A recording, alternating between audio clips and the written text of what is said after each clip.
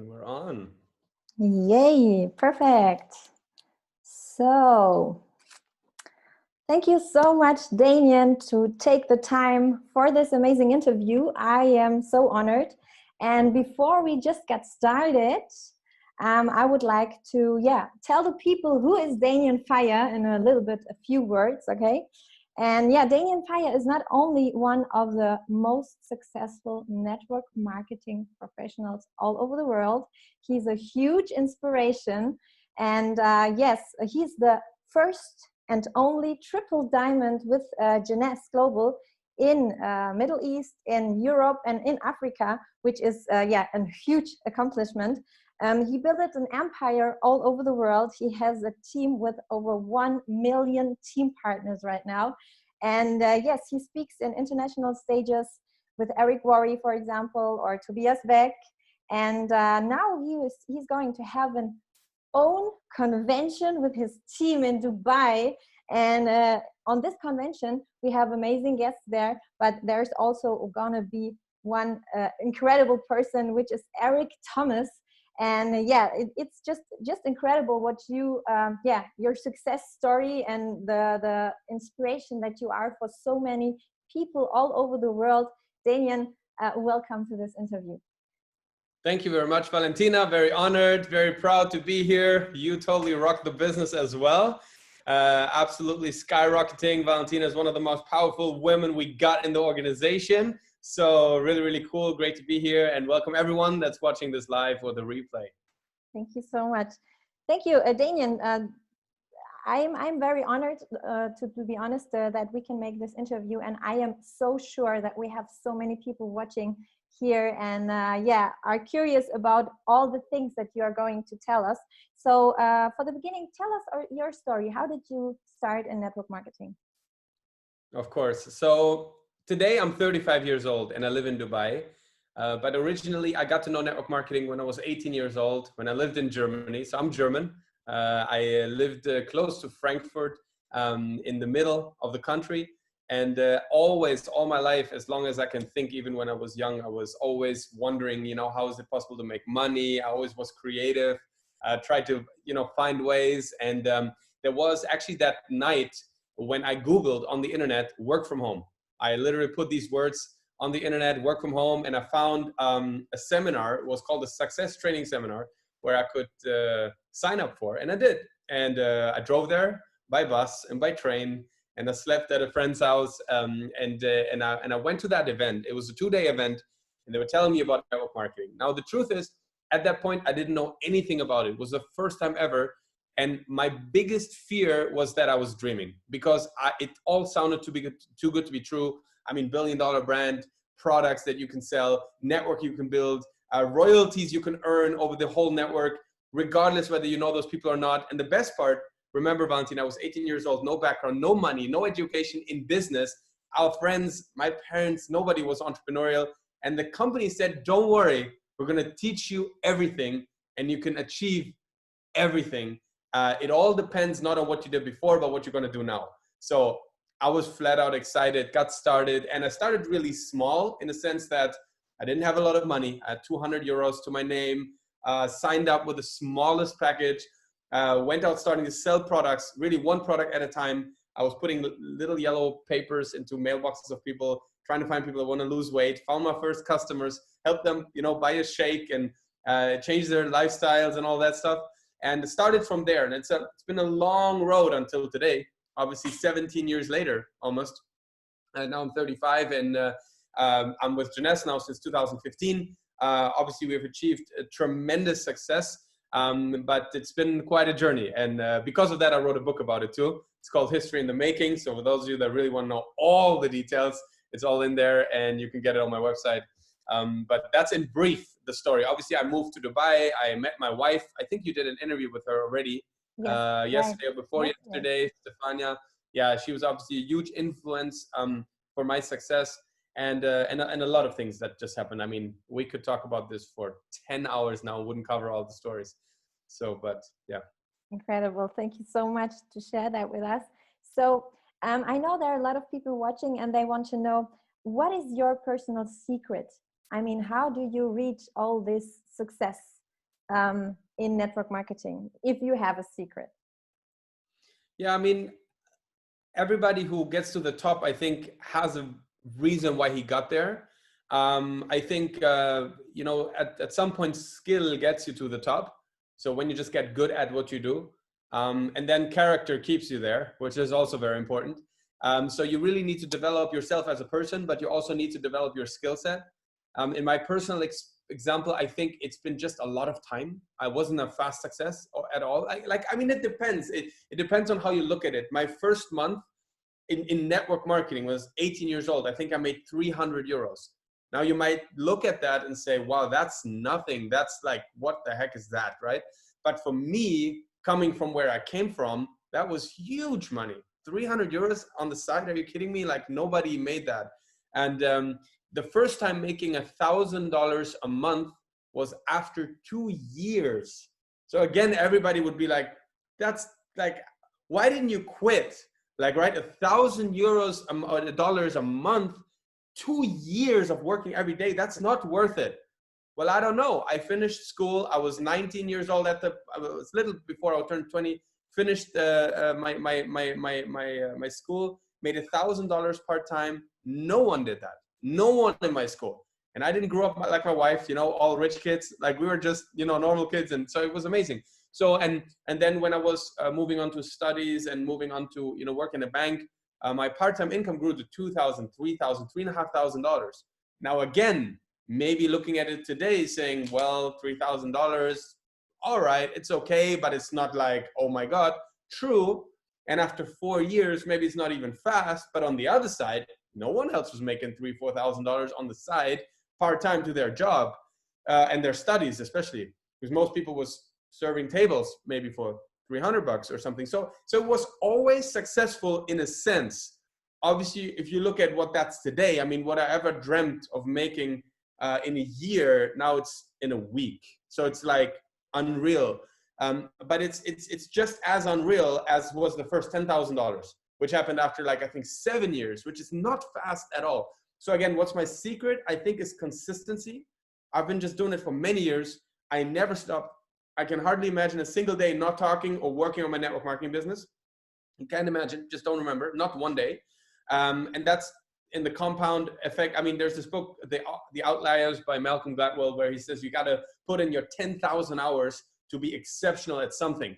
Well, I certainly put in my 10,000 hours. So eventually, I mean, I'd have a problem if I wouldn't be great at what I do, because I've been doing it so long and I've been doing it every day.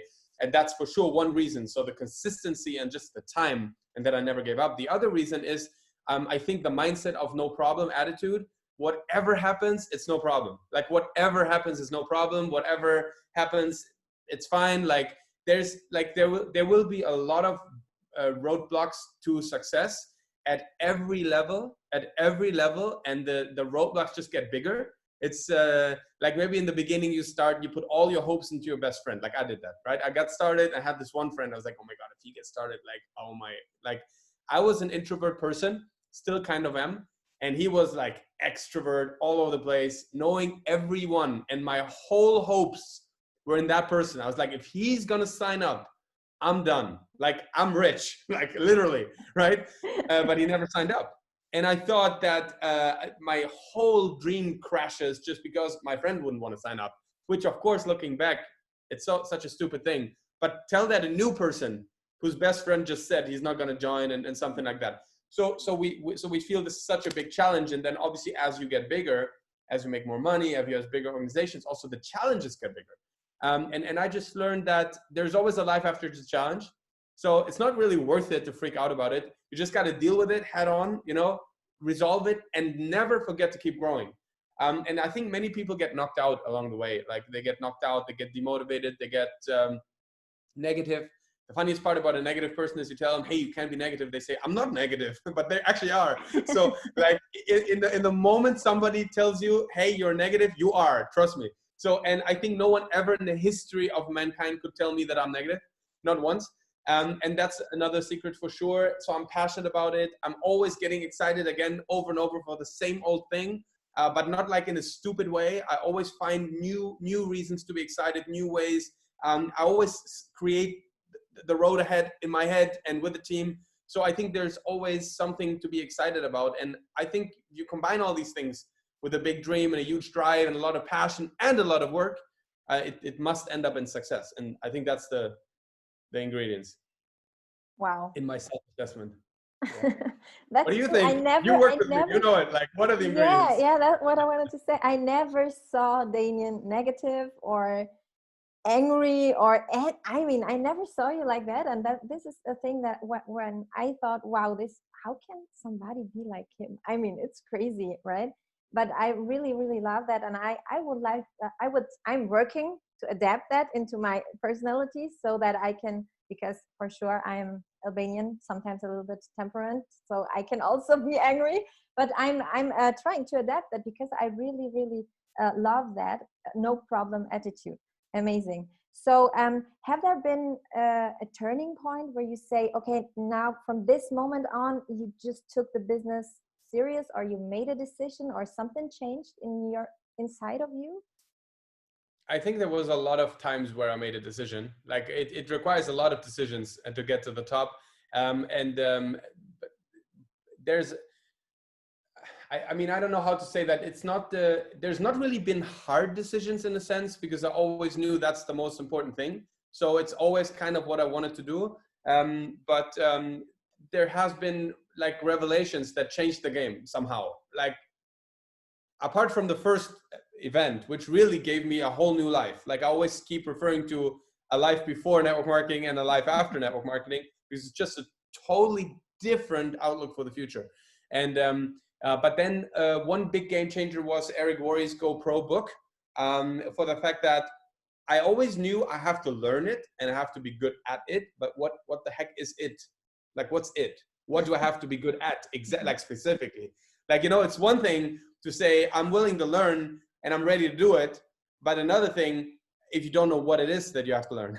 And so when he brought the book and the whole GoPro training, for me, all of a sudden, it was such a clarity. Like, okay, here's what I have to learn: how to find people to talk to, okay? How to communicate with them, how to do the invitation, how to present the business, how to show the plan, right?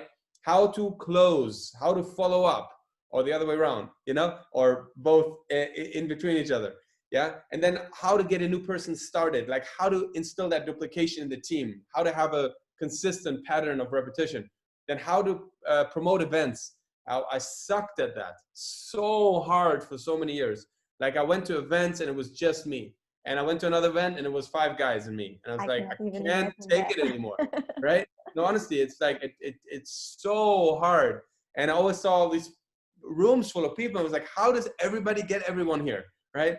So, but eventually I made a decision to be to make that my strength to promote people. And once I took the decision, I made it happen. Once I decided to be able to recruit on demand, I learned it and now I can do it. Once I decided to, I don't know, give a real 100%, the famous 90-day run thing.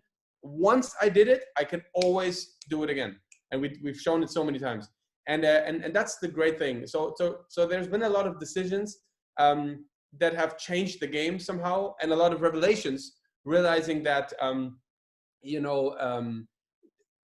for example, there's really no limit. It's so funny because we all have our own limits to what we think what's possible, like how much money you can make, what rank you can achieve, how fast you can do it. It's all a lie, all of it, even my own. It's all a lie. It's all just imaginary. The truth is, anything is possible in network marketing. That's the truth. The question is just, can you do it?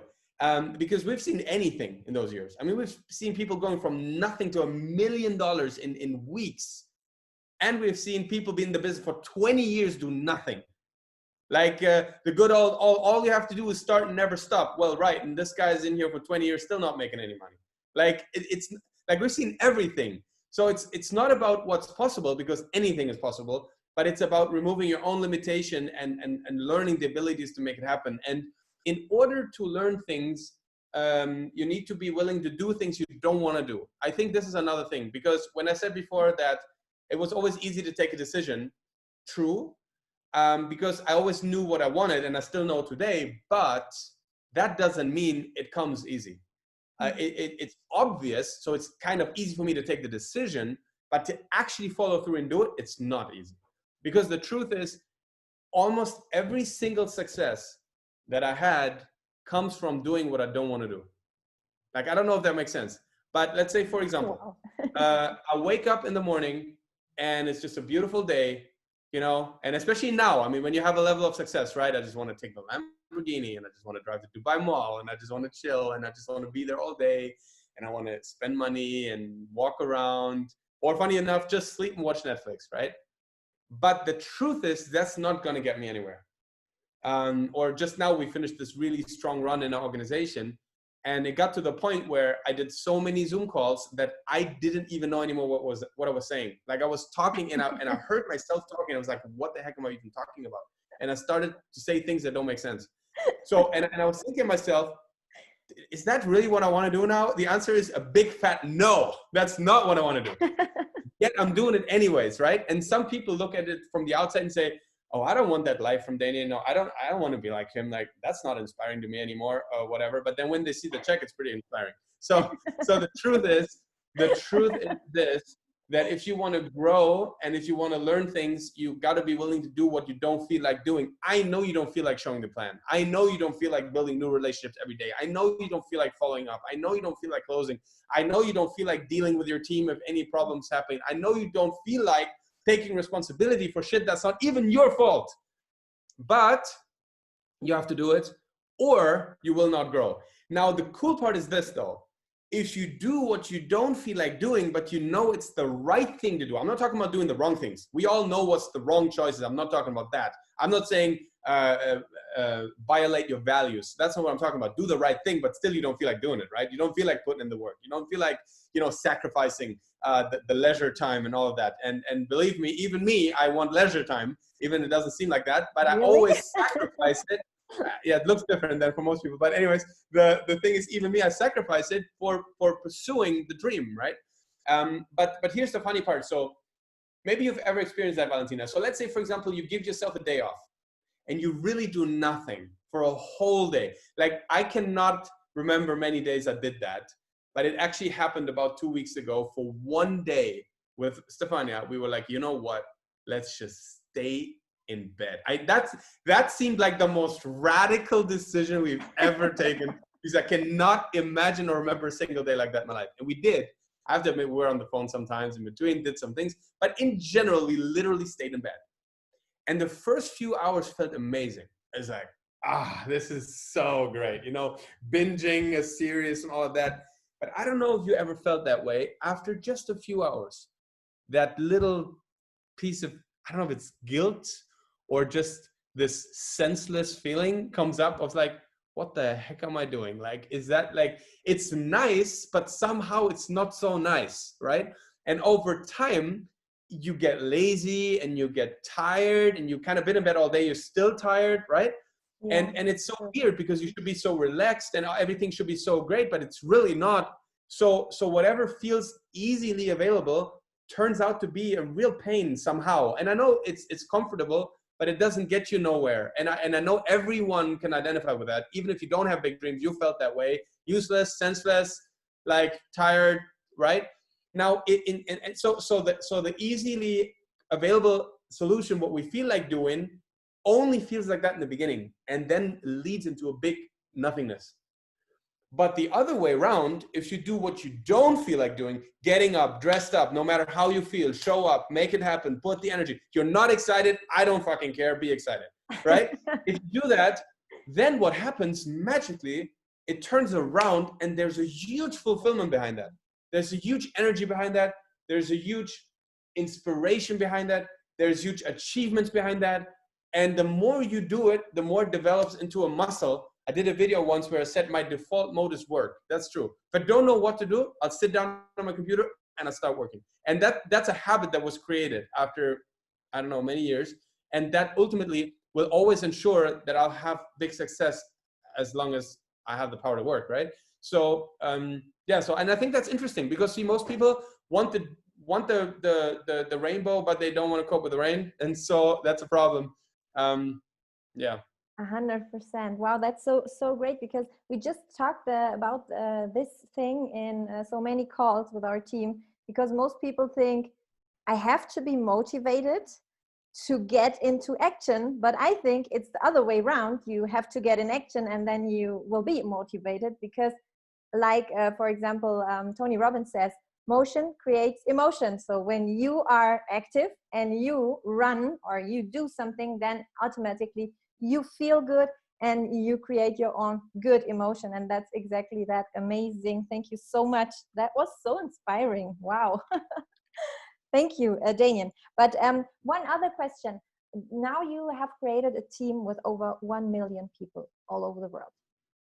How did you reach it to make such a team spirit? I mean, Unityglobal is known, like everyone knows it.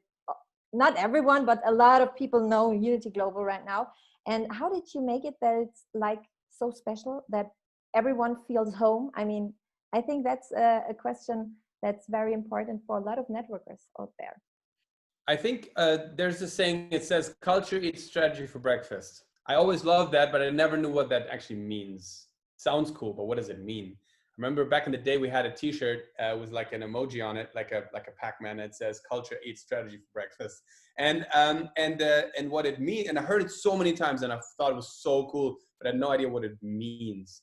And so the meaning is that, so let's break that down. Culture eats strategy for breakfast. So which means that culture is more important, way more important than strategy. Culture, more important than strategy, which means when people start, they usually ask, okay, what's the strategy? What's the game plan, right? Everybody wants a game plan. They love the word. Like, what do I have to do? Like, what's the steps, right? How are we going to make it happen? And yes, that's important because you need a game plan, you need a strategy. But here's the fact in network marketing. Creating a huge organization doesn't have a lot to do with controlling everything. I repeat that again. Creating a huge organization in network marketing doesn't have a lot to do with controlling everything. It has more to do with letting go. Because as long as you try to control everything, you can never have it expand in like a sizable measure. So if you wanted to if you want to let it go, that means you got to be willing for things not to be done perfectly. That's a big thing, because I used to always, like, let's start with a simple example. If you rise up to a little bit be the leader, like just a little bit, like you're the leader now, right? And it feels so good, like you're the leader, right? So you speak the meeting, you do the Zoom call, you do every single thing. And I see teams after 2 years, it's still the same 2, 3, 4 people on stage. It's always the same people, right? And it's a huge problem, because the problem is they feel so good being the leader that they don't want to give that up. Mm-hmm. Therefore, they have no growth in their organization. Now, the worst part is if you actually give it up, you say, okay, you know what? I'll step back. I'll have John do the meeting. And John sucks at doing the meeting. And you sit there and you're ready to jump on stage and kill him and take the mark away from him, right? Like, you're like, please don't do this. Like, no, you know, like I've heard the craziest things and I wanted to interfere, but I don't, because it's not about everybody doing it as well as you do it. And a big epiphany was when one of my mentors from San Diego many years ago, he told me this. He said, Danien, what do you want? You want to give 100% yourself? You want to put 110, 120% yourself? How good can you really be? Can you be 180%? Yes, maybe, I don't know, maybe you can. Maybe you can be 180%, but I'll still beat you every single day of a year with 1,000 people being just 10% as good as you are. And that's it. Wow. And that's it. And to be willing, and I'm not saying don't help them to get better. Of course, like we put in, especially in our organization, we put so much effort, money, effort into trainings, webinars, infrastructure, success education, e-learning center, videos, courses, external speakers. I mean, you name it, we do it all to help people get better, because ultimately you want to grow the people who will grow the network. But the decision before that is you need to be willing to let go. So when you're willing to let go, then you know not everybody's going to get the strategy. Not everybody's going to understand the plan, not everybody is going to fully have the knowledge to even go do this. So what is it that we can give them anyways? And that's culture. Culture is who you are, how you feel, where you are. And there's another really good quote which says, people join for the money, but they stay for the feeling. Okay, so people join for the money, but they stay for the feeling. So people will always forget like what you told them, but they will never forget how you made them feel. And by you, it's not just you personally, but also the organization. How did the team make them feel? How did the events make them feel? How did the campaigns make them feel? How does the community make them feel? So creating the culture is above the strategy. We need the strategy. And in fact, funny enough, we started with strategy. 5 steps. Kit case, AutoShip, star maker. Sign up, get a package, get on AutoShip, sponsor 2, help them do the same thing. So the what we do or the how we do it started very easy, right? But the culture developed later. And that was the idea, guided by the question, who do you want to be known for? Sorry, not who, what do you want to be known for? Like your organization, like what should it be about? What is it? What is your culture? And the name Unityglobal comes from that question. Because the first word that came to mind was unity. I want an organization that understands that if we can put our egos aside and work together, we can be bigger than anybody. Because there's 2 big reasons why teams never get big. First of all, most of them, like 90% of them, they're just not strong. They'll never be big. So that's the whole thing. Like nobody ever puts in the time, the work, nobody has the skills, so just never going to be big. But the other part's more interesting. There's a lot of organizations that go big, some huge, and they destroy themselves from the inside. Why? Because of ego.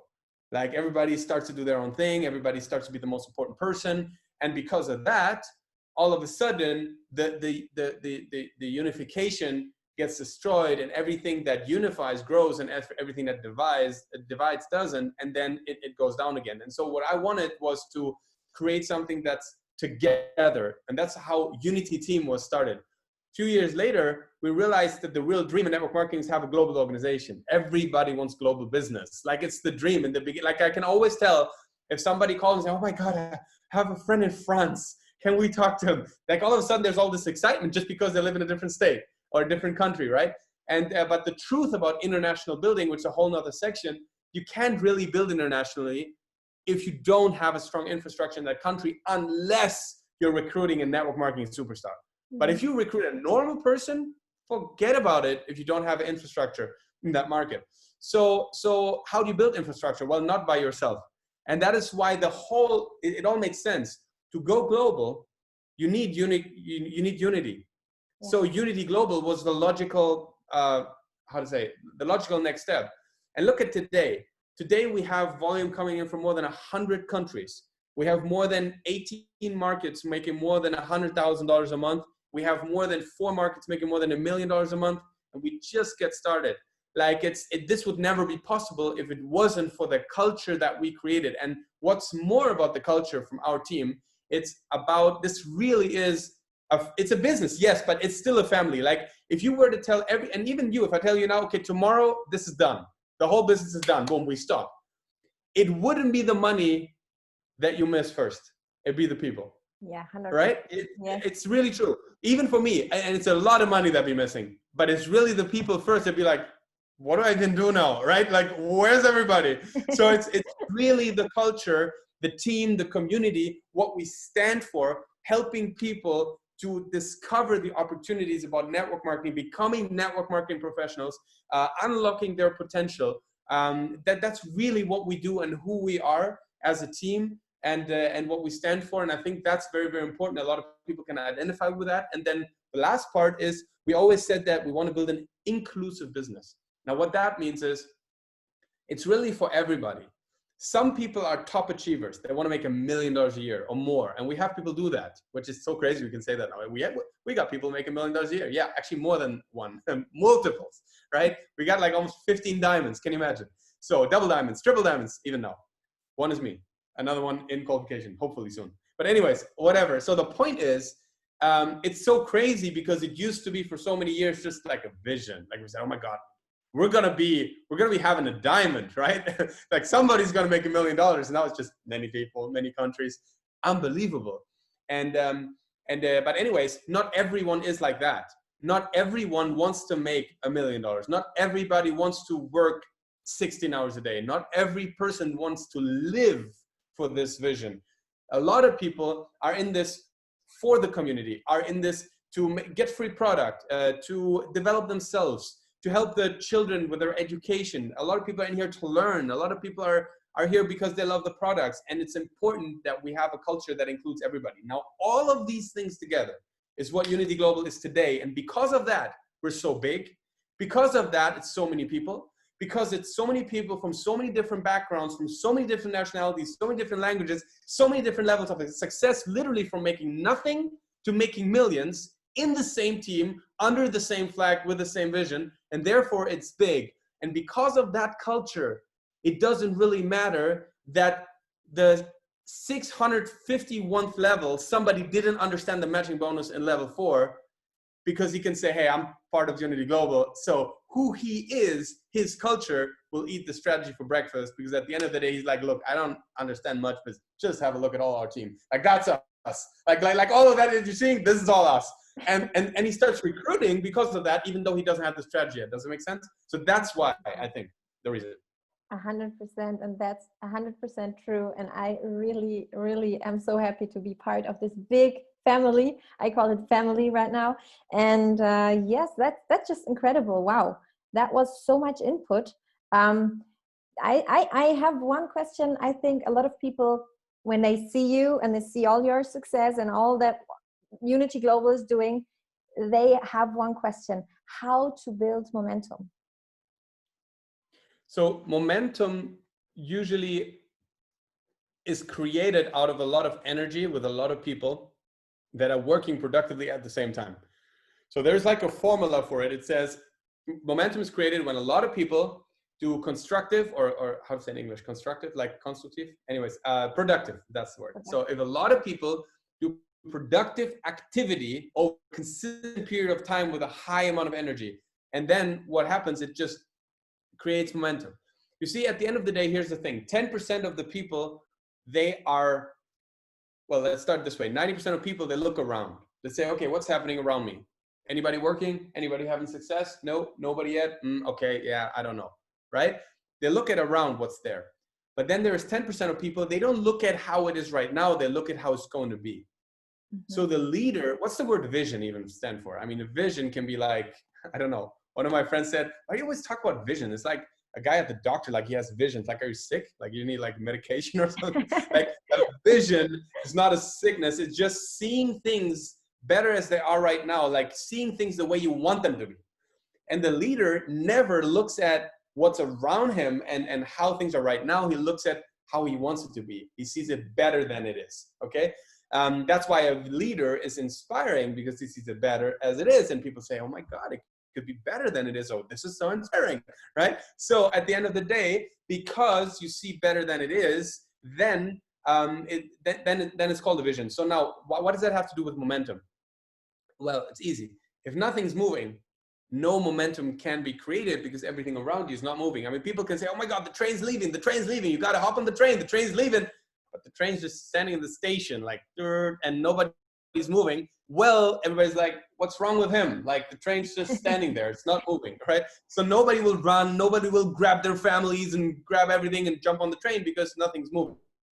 But once you start pushing and putting coals in the train, and the train slowly starts to, start running, and you get the few more early believers, early adopters, and help you and support you, and they pour in some stuff, and they tell people, hey guys, we're really about to start now. And all of a sudden, slowly, the belief that the train could actually leave is getting bigger, and then they see it moving a little bit. Okay, it's not that much yet, like I can still get on. But it's moving, and in the moment it gets faster and more people start running, all of a sudden, what the normal person look around him and he'll see everybody running, like, oh my God, everybody's getting on the train. All of a sudden, the people not running are the weird ones, and there's this huge fear of loss. That oh my God, I could really miss the train right now. So they're going to call their family and say, guys, this is not a joke anymore. We're actually going to miss the train, and we're not leaving right now. Everybody's running. I'm right here. I'm right. And then you have another guy like, John again. John's on the live webinar. He's just in front of the train. He sees all the people jumping on. He has a live camera on and tells the whole world, guys, I'm right here at the scene where it's happening, and everybody's running. Everybody's jumping on the train. The train is leaving. Guys, I heard there's no more trains coming the next 6 months. This is it. This is what everybody wanted. And all of a sudden, everybody goes crazy. Everybody starts believing and running to the train, and all of a sudden you have momentum. All of a sudden, it's normal. Like people wake up, oh my God, I have to run too. So it's like, this is what everybody does now, right? So you have the tipping point. But to create this moment, it requires vision, and it requires leaders that are working hard before anybody can see anything move. And then it requires early adapters. They need to sing the same song. They need to, share the same vision. They need to work hard. Without the first person doing it and the other people doing it, nothing's going to move. And then eventually, when success will come and when things will move and you have a great way of communicating it, momentum can happen. And as you know, if the train is moving, then it's easier to, let's say, increase the speed rather than when it's standing. Mm-hmm. Like, I'm not a physicist, but I know that when it's standing, there is certain energies that want to keep it standing. Well, once you're already rolling, it's easier to just advance the speed as well. And that's really what momentum is. It gets easier. And one way to see that you're in momentum is if normal people make way too much money, then you're in momentum. Like when you have average people that by themselves, they wouldn't be able to make more than $2,000 tops. They're making $20,000 or $12,000 or $15,000 or $8,000. Then all right, we're momentum. Okay, so it's always a beautiful thing, but it's also going to go away. That's also important to know. Momentum will stop, and then we'll have to recreate it all over again. And I'm ready for it another 1,000 times.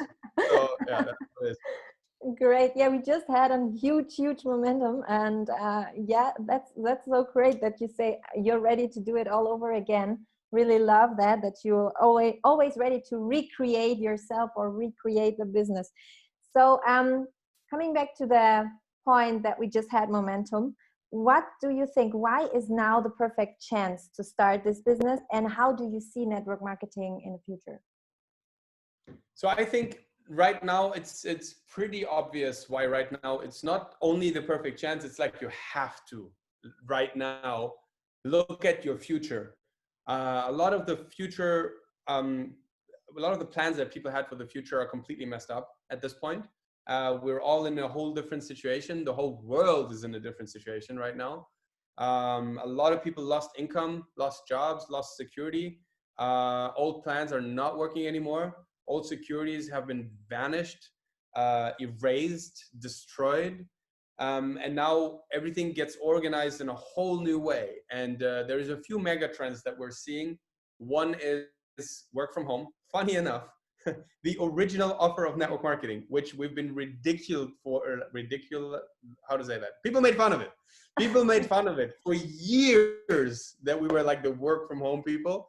And all of a sudden it's the hottest thing in the world. Right? Right now, it's the hottest thing in the world. Mark Zuckerberg says 50% of all people on Facebook, thanks Mark for letting me use this Facebook Live tool. But anyways, 50% of all people from Facebook will work from home after the pandemic. And I think work from home is going to be the gold standard. And we've been doing it forever. So in network marketing, you're right there at the right place. The next thing is, and that's been a trend for a long time already, for many years already, it's the trend to be paid performance-based. It's a huge problem for companies to pay people fixed salaries that are not attached to a certain type of productivity, because you always have the people that are hiding. I remember when I was in the bank, there was always those people hiding, right? They would just do the bare minimum.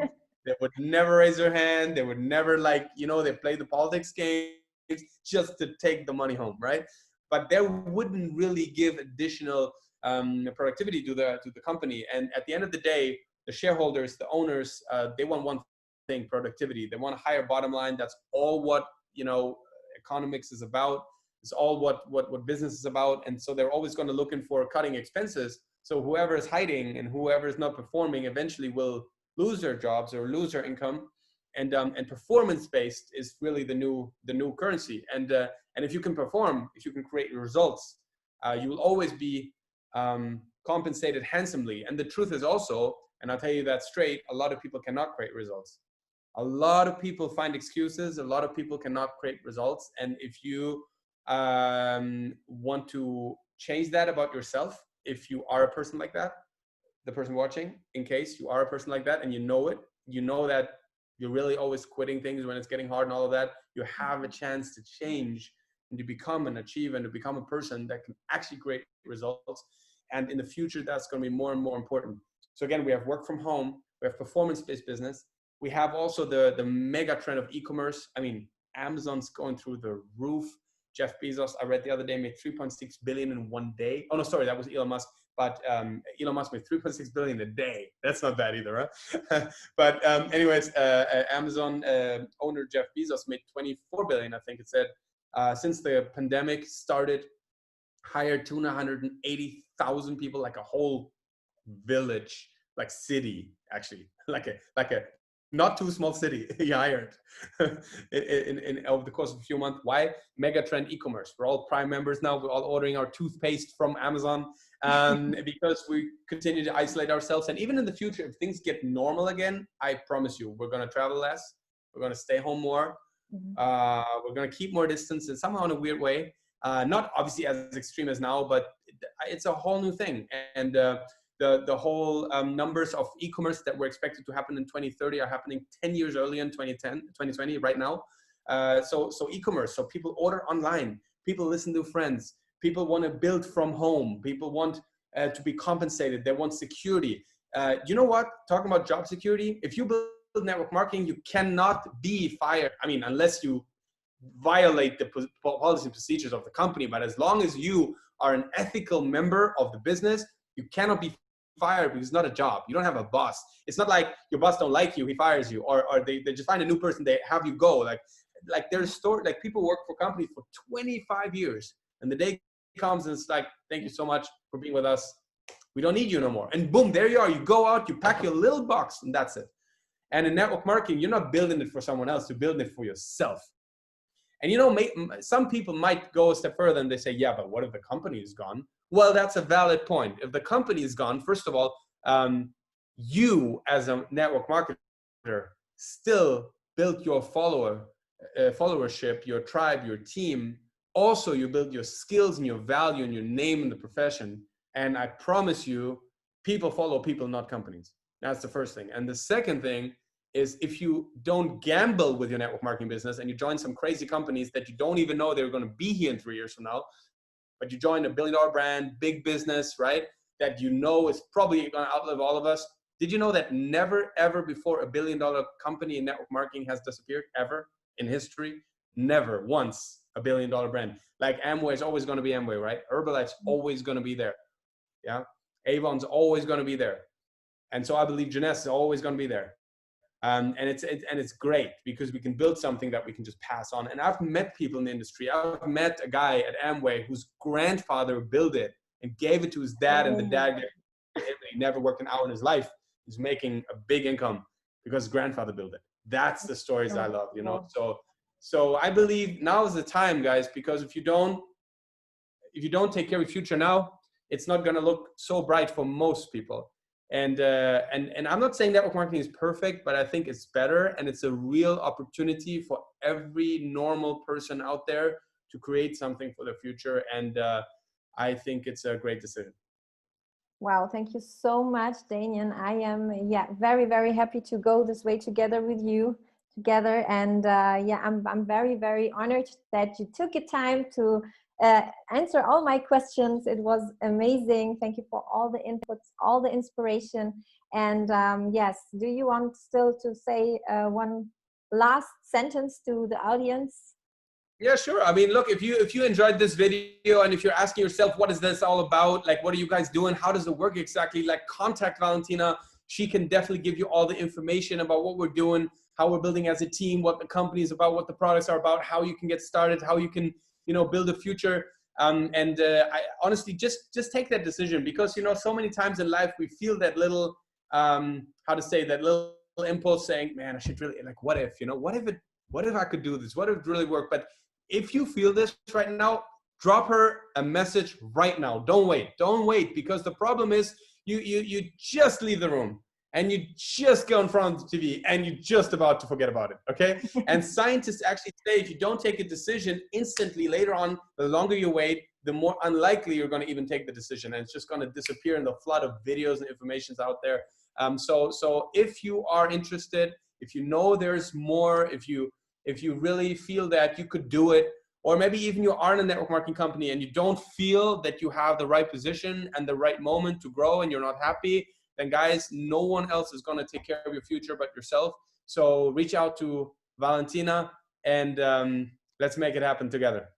Thank you, Valentina, so much for the interview, and see you soon. Thank you so much, Danien. Bye-bye. Bye, guys.